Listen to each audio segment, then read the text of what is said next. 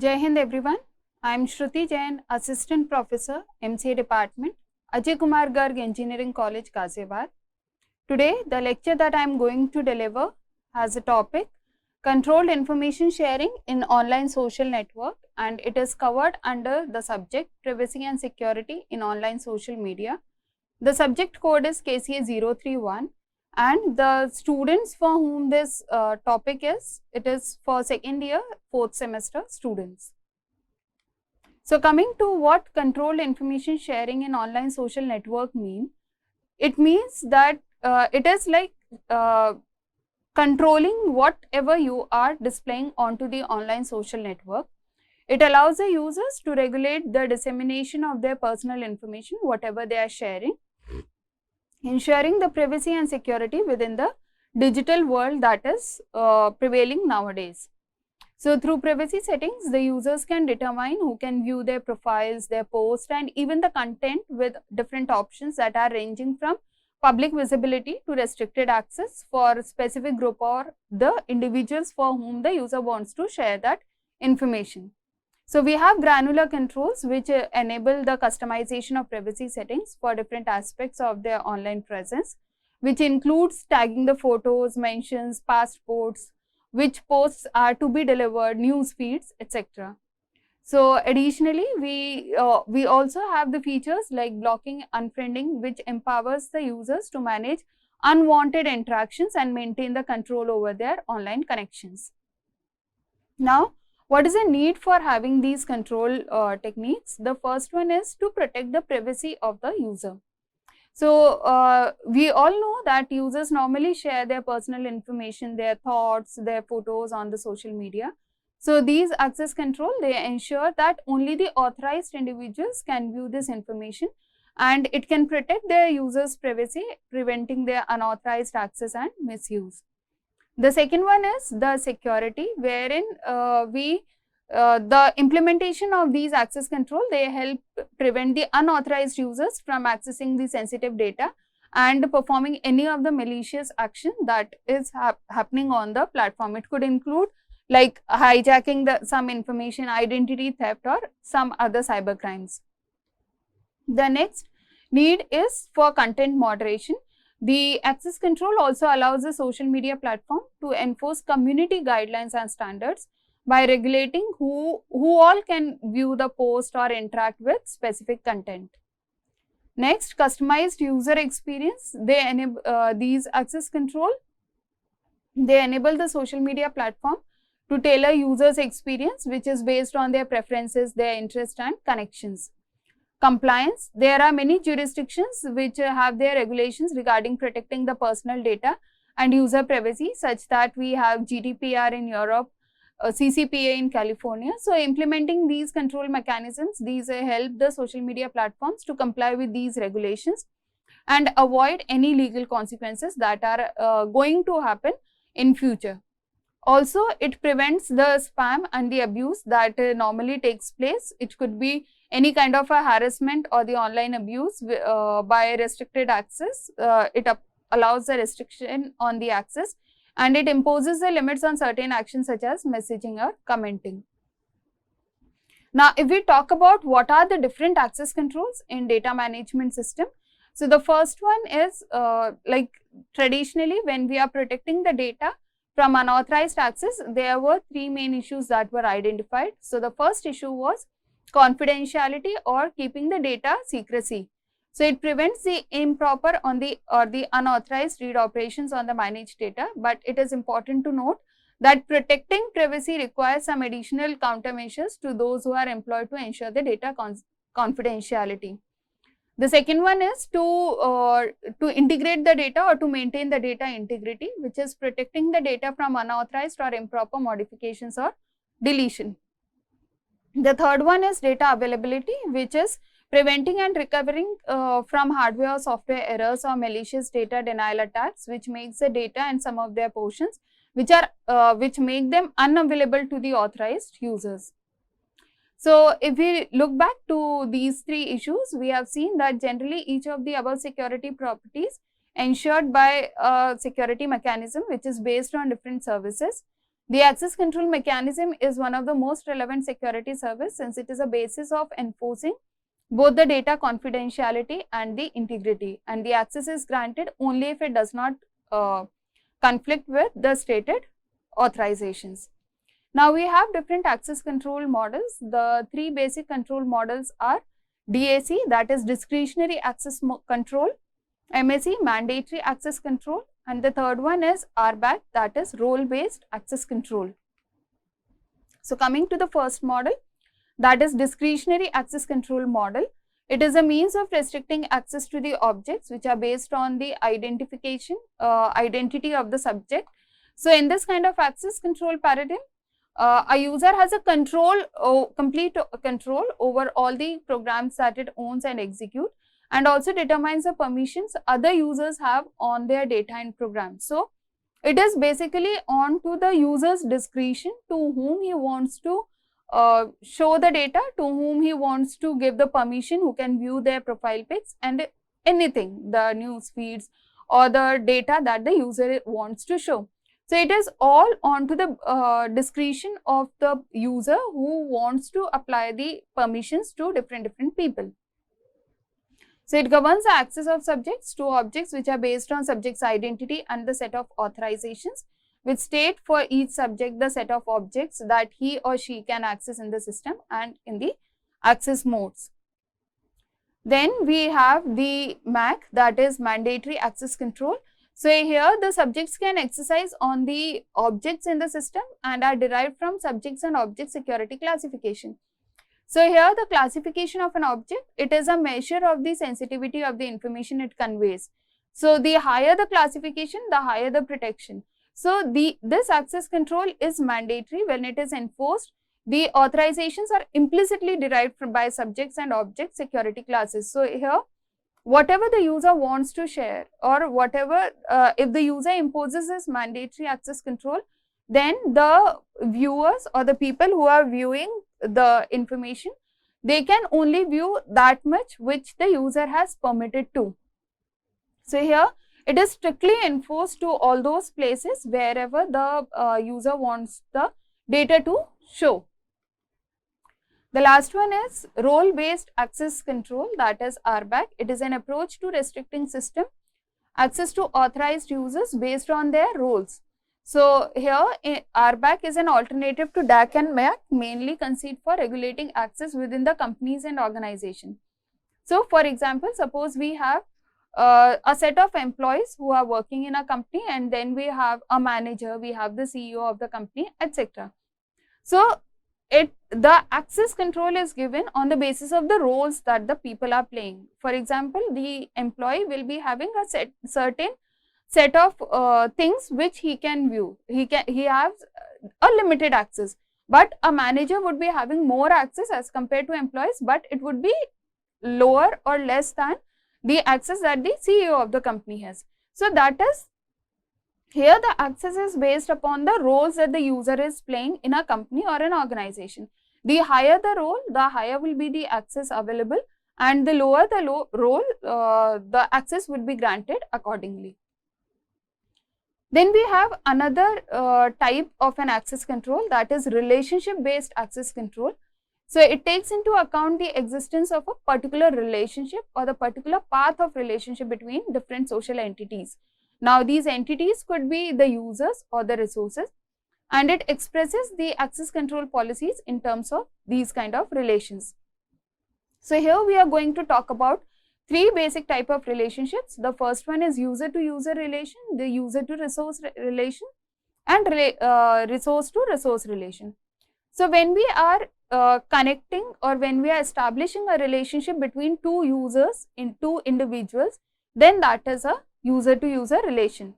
So if we are talking about the second point, when considering the users, granting access permission to an accessing user is typically subject to the existence of the particular relation or a particular sequence of relation between the accessing users and the target user. So here we have the accessing user as well as the target user.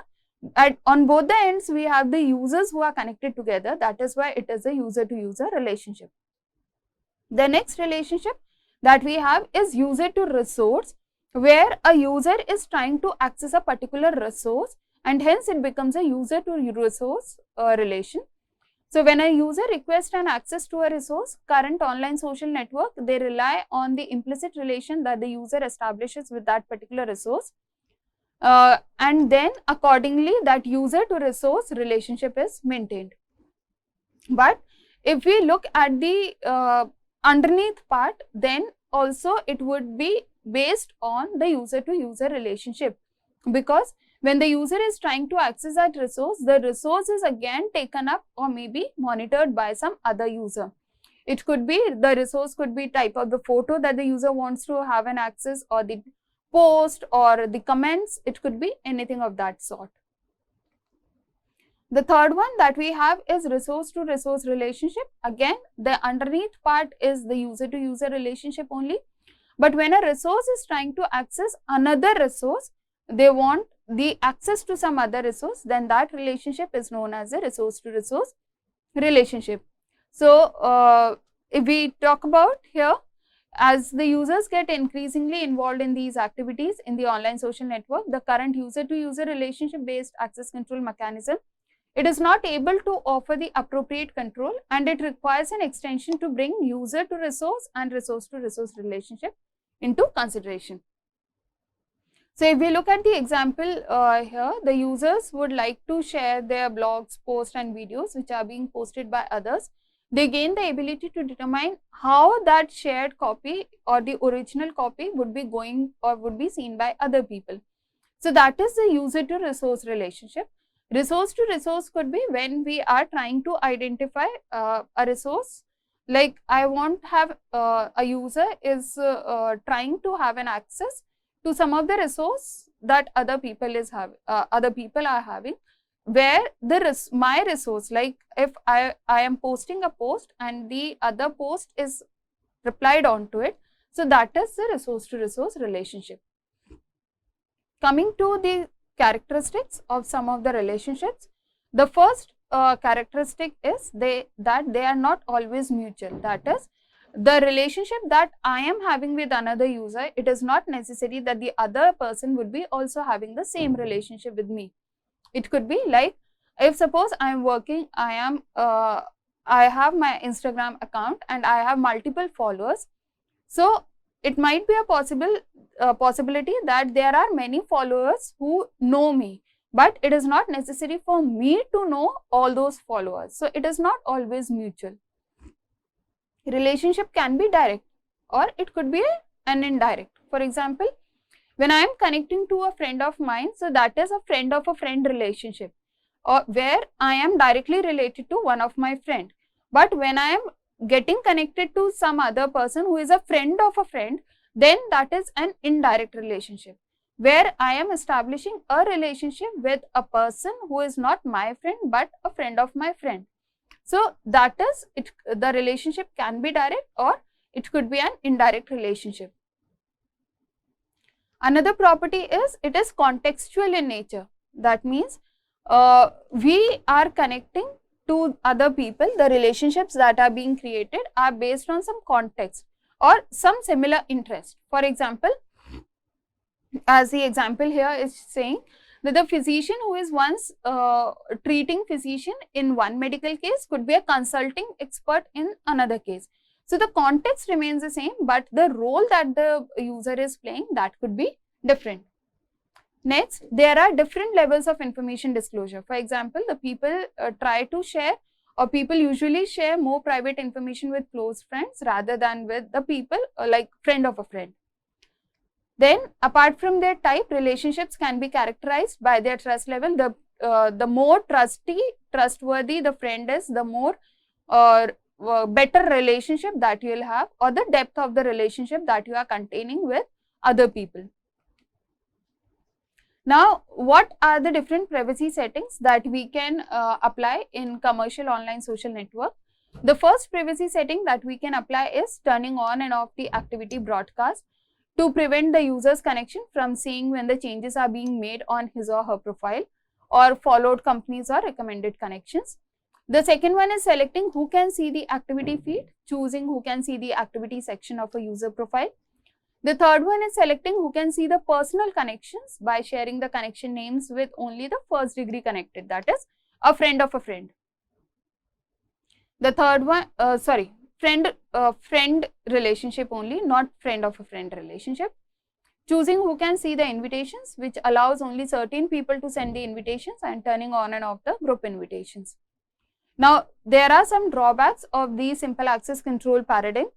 The first one is independently from the specific online social network type, such a simple access control paradigm has usually the advantage of being straightforward and easy to implement, but still it has several drawbacks. The first, it may either grant access to non-authorized users or limit too much of information sharing that what we wanted to convey to others cannot be shared.